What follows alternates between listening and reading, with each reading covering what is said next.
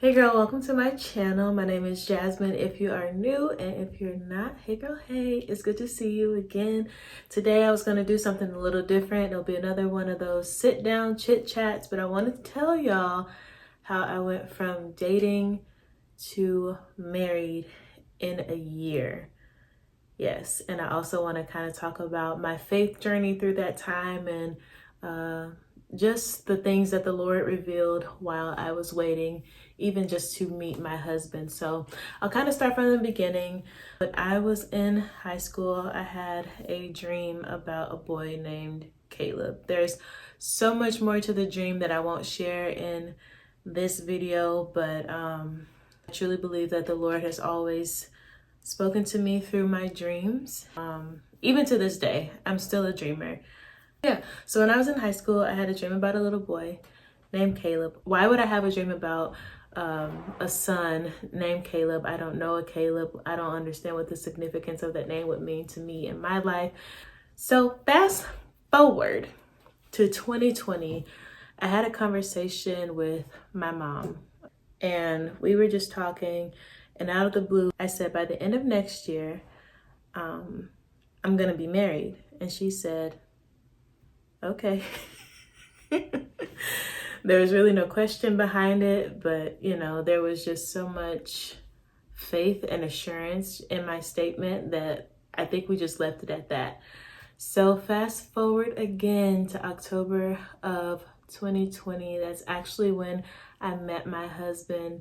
And the funniest thing, y'all, is when I met him at church, but I kept hearing people say, Caleb's doing this, and they would talk to me about it. And I'm like, who is this Caleb you're talking about? I don't know who that is. But I end up meeting him in an evening service. Mind you, I have never met anyone named Caleb until I met my husband. And Caleb is an extremely popular name. So I meet him in an evening service, and we start, talking and hanging out. And in my mind, I knew pretty much right away that that was my husband. Don't ask me how I knew, but I knew. He had started doing photography during COVID, and he was asking me if I would do a photo shoot with him to build his repertoire, whatever. And I agreed, and I was like, yeah, we can go do a photo shoot, and I'll insert some of the pictures if he's okay with that. I can insert some of the pictures that he took. They were very beautiful. And then after that is when I went to work out with him, and I was like, yep, never again. I am never working out with this dude. He's so mean. At least in the gym, he was mean. But and everything else, he's always a kind person. So that happened. And then we would just hang out a lot. I would get off of work pretty late in the evening. I would just say in some sort of care facility. I will not disclose exactly what the facility was, but I would get off pretty late, and we would eat Buffalo Wild Wings or Taco Bell and watch Grey's Anatomy, and we would just be hanging out just as friends. It wasn't nothing crazy or anything like that. But one thing that I noticed about Caleb was would check on me, and he would be like, hey, did you make it home okay? Are you good? Are you safe? And in my mind, I'm like, dude, why do you care? And come to think of it, just thinking back on it, it's like, well, Jasmine, when somebody tells you that they're your friend and they're checking on you, it wouldn't be abnormal for even a female friend to be like, hey girl, did you get home safe? Stuff like that. But in my mind, I was probably still bitter at something during that time. But I was like, why does this dude care if I get home safe? You don't know me from a can of paint. Yeah. Talking my stuff in my mind, okay? We keep hanging out. And,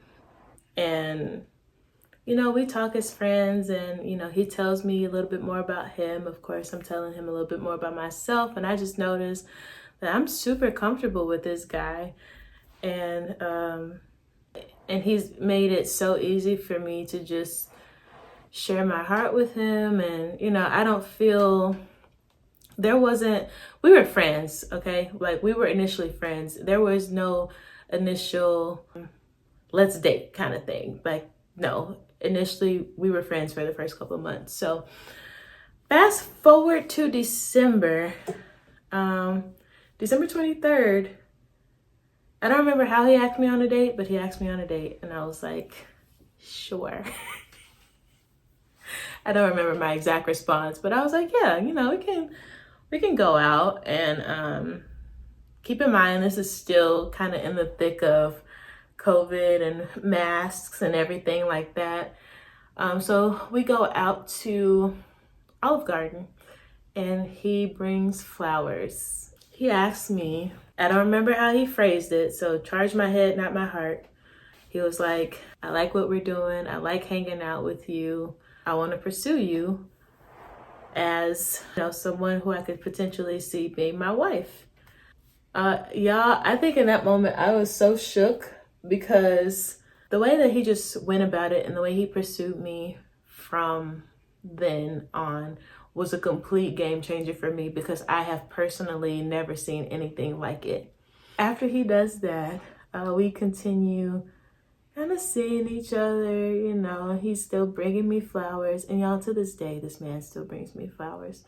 But he's doing all of the things. He's chasing me, all of that good stuff. And a month later, we start looking at rings. It was, January of 2021, and we started to look at rings, okay? When I tell you, we went to the jewelry store, and I'm looking around and I'm looking at, you know, different rings that I might like. And the ring that I thought I really loved, I tried it on and I was like, ooh, I don't like that. But the guy pulled out, of course, the ring that I have on now, and I can insert a close-up picture of it. And I start crying in the store. And you know, I'm not a crier. It takes a lot for me to cry. But I start crying almost immediately in the store. That was my reaction to the ring. And he was like, yeah, that's the one. From that point on, we knew. We were like, well, I know that I'm going to be getting engaged soon. So basically the only person that really needed to know outside of my mom was, of course, his parents. We told my mom, and of course, in church, not that we were avoiding each other, but we were trying to keep it so low key, because we didn't want, hey, your light went out. Sorry, y'all. Anyway.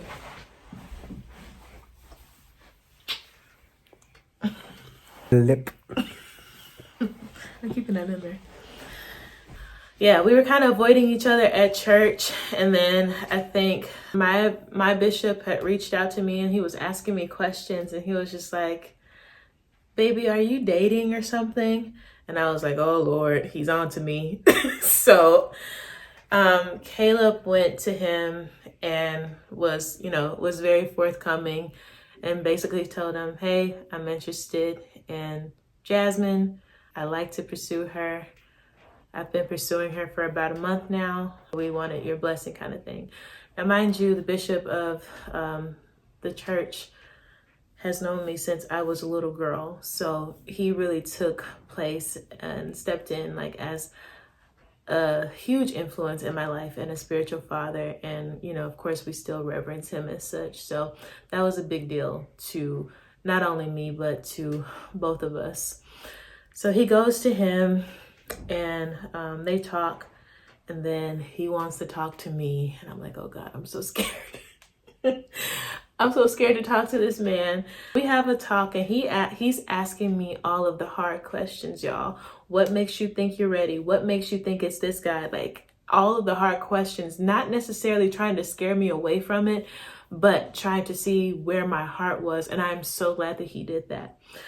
So after we talked, everything was good. We got his blessing, and he, you know, prayed for us. And it wasn't until after that conversation, which probably happened late January of 2021, that we started allowing people to know what was going on. There were a few people that were close to me that knew what was going on, but not a whole lot. Fast forward to May. May 5th, 2021, my love asked me to marry him.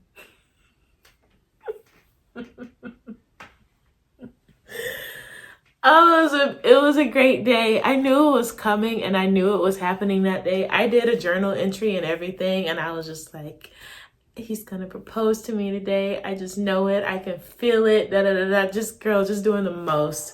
And I was right. I was right. So that day, it was a Wednesday. I will never forget. I was supposed to go to like a Bible study service. I was doing like a trial makeup run for somebody, and after I was done with that, I needed to go home so I could get changed and get ready to go to Bible study. Girl, I tried to go home. The train was on the track and it was just sitting there and I could not move. The area that I was in, I couldn't turn around. I couldn't do anything. I was literally just stuck there. So Bible study has gone on and is already done. And it took me what would normally be maybe like a 10 to 15-minute drive tops. It took me an hour to get home. So by the time I got home, Caleb is texting me and he's calling me. He was like, hey, what happened? You come to Bible study? And I was like, I know, I got stuck. The train was on the track and I couldn't move. And then he was like, okay, well, can you be ready by, I want to say he said 7 o'clock. It was either 7 or 8 o'clock. Can you be ready by this time? Because I want to take you to dinner. And I was like, yeah. And I was kind of mad at myself because there were some things that I wanted to do, like to my hair, and there was just the way that I wanted to get ready and all this other stuff. But it just didn't happen. I didn't have enough time. So I'm getting ready. Mind you, it's probably at this point like 6:45. I kid you not, it's probably like 6:45. Getting ready, he picked out the outfit he wanted me to wear. Mind you, he picked out my nail color, and that was the biggest giveaway for me, was that he picked out my nail color because I'd normally keep my nails done. Like he picked out basically everything. So I'm getting ready and I'm just having these thoughts of, okay, Jasmine, you're going to dinner. Bless you, honey. You're going to dinner. He's probably going to propose to you at dinner. Just take a deep breath. Try not to make a scene in the restaurant. Girl, just doing the most. So I get ready and he calls me, and it's probably like an hour later. I kid you not. He calls me like an hour later. I mean, we're texting in between this time. So I'm like, are we still going? What time do they close? He was like, yeah, I'll be there soon. I'm running a little behind. Just, give me a minute. So I'm kind of just sitting there twiddling my thumbs, nervous, pacing my house sort of thing. And eventually he comes and I get in the car and I have an attitude at this point because I think I had gotten like kind of hangry. And I was just like, I don't even want it anymore. I don't want dinner. Just kind of being a Debbie Downer. And he was like, oh no, it's going to be okay. Let's just go, let's just go and eat and all this other stuff. So we leave my apartment and I noticed that we are going in a completely different direction than than where the restaurant is. And I'm like, where are you going? And he said, oh, there's a lot of construction going that way. So I figured I'd take this way, to kind of try to cut down on time a little bit. And I'm like, okay. So we end up, he pulls into this parking lot behind a hospital. And I'm sitting there like, what are you doing? He's like, oh, I'm just turning around. But he pulls into a parking spot and he parks the car and he turns off the car. And I'm looking around me like, why are we at the hospital? What happened? He's kind of laughing at me in his mind. He was like, don't worry, I got you something. I'm like, oh, okay. And he gets me he pulls out like his back seat and there's a card and he hands me the card. I read the card and it was super cute.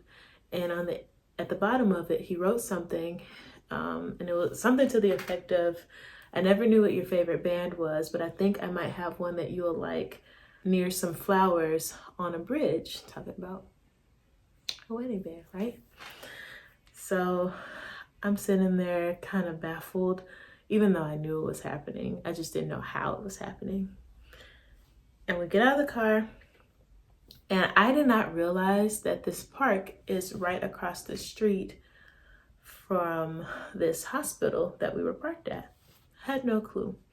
So we get out of the car, and I'm looking around like, where are you taking me? But then when we get out and I look straight ahead, I was like, I see these tea lights, and at first they looked like twinkle lights, but then as I got closer, I noticed they were tea lights. So I'm looking, and I'm hearing flashes from a camera, so I know there was a photographer around somewhere. And I start like nervous giggling / crying. I don't know necessarily what to call that, but that's what I do. And then we get closer, and I see, and I'll insert pictures too. I see the way that the bridge is set up. Everything was set up so beautifully. The bouquet of roses, there was rose petals in a heart shape. And of course it had the box and, the candles and everything. And then he was like, go look in the box. So I looked in the box, but I was turned this way, and I opened it and it was empty. And then when I turned around, he was down on one knee and he asked me to marry him. Yeah, cute, right? I did not want to leave that spot. I was like, this is the best. At that moment in time, that was the best day ever. Because I knew it was coming. I knew it was him, no matter how hard I tried to fight it in the beginning, meeting him. But during that time, it was literally the best day ever. So we got engaged in May, and our wedding was December 3rd, 2021. So May 5th, 2021 is when we got engaged, and then December 3rd is when we got married. So the wedding day came and went, because they literally go like this. And by the end of that day, I was like, oh wow, I am somebody's wife. But that time in between went by so fast. Now that I think about it, it went by so fast. And I just remember the times that I was praying for that season of my life, where I was praying for my husband and I was journaling on his behalf. That's how I pray, is I journal. Journaling on his behalf. And some journal entries I've been able to find and actually give to him. The other light went out. I forgot where I left off. But I just remember those times of just praying for that season, praying for my husband, praying for his well-being, not even knowing who he was. But I was intentional about that since I graduated high school. So I graduated high school in 2014. So between 2014 and 2021, that's 7 years. Yeah. So I have been praying for this man since 2014, and he didn't know it, and I didn't know exactly who I was praying for, but God knew who I was praying for. And I just thank God for being so faithful during that time, and honoring my prayers, honoring the heart behind it. I do kind of want to touch base on the weight factor and the anticipation of everything, because there's a lot to be said about a woman of God, a woman who loves God, and someone who desires to be married. And maybe you grew up and you didn't really see marriage as growing up, but you know that in your heart that's something that you desire. I want to encourage you to keep believing and keep trusting in the Lord, because he will provide. He honors the heart. He really does. So keep praying, keep believing. Don't give up hope regarding the spouse that you've been praying for, because you want something different. You want to be loved different. You want something different than what you've seen done in your family, things like that. Generational curses, we want them broken. All of that good stuff. God loves marriage. So if he did it for me, he'll do it for you, girl. But yeah, that's kind of our story. And I had even forgotten that I said that by the end of 2021 that I would be married, because y'all, I tried to say, I was like, well, you know what, we're engaged, we can just enjoy it. Like, why don't we just get married at, you know, the end of 2022? You know, why not? And my bishop was like, baby, why would you do that? Have you noticed around you, COVID's happening, people are dropping, we don't know when we're gonna leave here. He was like, if you know, you know. Like, not trying to rush you into anything, but if you don't have to prolong it, don't prolong it. So we for sure heeded that. We did our premarital counseling and all that stuff, which I am 100% for. And personally, this is just my opinion, I don't think you should get married without premarital counseling, and I stand on that because it's good. It's good, and it's going to reveal a lot of stuff that you need to possibly heal from before you enter a marriage and damage either yourself or your partner. So yeah, y'all. But that's basically how that went down. I can insert some pictures of my wedding day. It was a beautiful day. We woke up that morning and we had to get COVID tests, y'all. So we had COVID tests, and I just remember texting him at midnight and being like, happy wedding day. And I don't think it hit us until after the fact where we were like, wow, we really did that. So that's kind of the story. I mean, there's more to it, but I would rather tell it with my husband. Yeah, I'd rather y'all hear his perspective because it's funny. It really is. But yeah, that's kind of it, y'all, on my end. If y'all have any questions or anything like that, just let me know, because I'm an open book. I am an open book about, you know, most things. So if you have any questions, comments, concern, put it in the comments below. We've been married for 2 years at this point. Of course, it'll be 3 years, December 3rd, 2024.